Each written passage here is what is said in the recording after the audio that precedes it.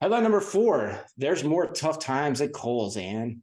Oh That's boy. that's kind of an interesting one to say, very alliterative.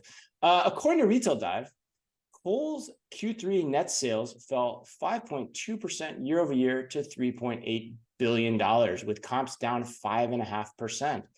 In addition, COO David Alves also left the company after only 1 year, as CEO Tom Kingsbury said he eliminated the role so that stores and supply chain teams could report directly to him. Ouch. Okay. Yeah. That's one method.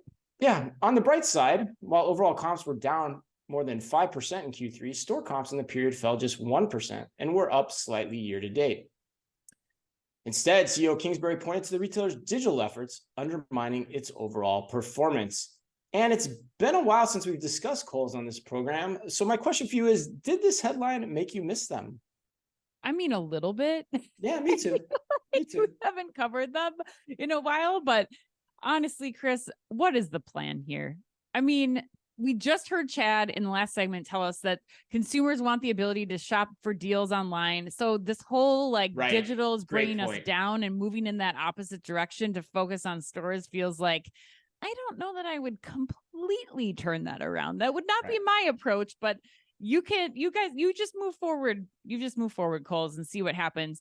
Neil Saunders was quoted in this article talking about if you do want to right the ship, there does need to be significant investment in the stores, which I don't disagree with. I think there still needs to be some improvement there. I mean, the checkout process, the planograms, all we've heard from Kohl's this quarter is that we're just going to put the holiday stuff up front and then we're shoving the rest of the stuff back into piles and racks. And, it's not a great shopping experience. So I think from my perspective, there's got to be more to the strategy. There's a lot missing. We heard little beeps about, there's going to be live streaming. There's going to be holiday pop-ups that they're going to try to do to get more people into the stores. But from my perspective, it's just kind of copying what their competitors are doing. It's not a new creative. It's not new strategy for growth. I just don't know what the Kohl's, plan of attack here is, but maybe I'm missing something. I don't know. Are you thinking that this is a solid plan? What would you be doing as a merchant right now if you were? No, I don't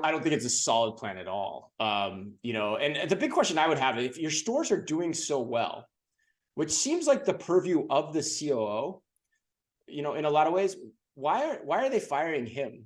I don't know. Why is the CEO taking more hold over the operations in the supply chain? That just seems very strange to me. And honestly, it seems like a dumpster fire is about to start, Ann, because I read the earnings presentation that they gave to the Wall Street as well. Yeah. And I think it's important to call this out. So here are Kohl's 4 strategic priorities, Ann. Are you ready for me to read them to you?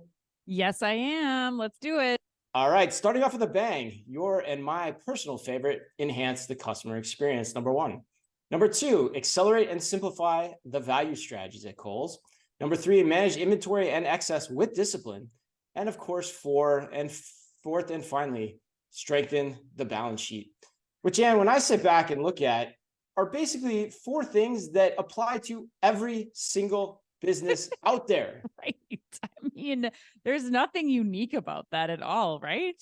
No, there's not. And so then this is like the Macy's North Star days. That's what this reminds me of. It kind of is, yeah, in a lot of ways, even though I'd say that was even more tangible, but it's also a continuation of where they've been, because I've read their earnings presentations a lot remember they had the win in activewear was the previous strategy, which the board signed off on too. So where did that suddenly go? But my question too is they say they're going to focus on stores as the growth vehicle, and they talk about enhancing the customer experience. But aside from the types of things you mentioned, that's really it. And Sephora is going to be the growth vehicle. Yeah, fine for maybe a little bit, but how are you going to get traffic once that starts comping itself? So yeah, there's a tagline that I love when I see it in a present. It's quote, optimize the assortment to reflect customer interest. No effing crap. I mean, that's like basic merchandising that everyone has to do. That's not a strategy.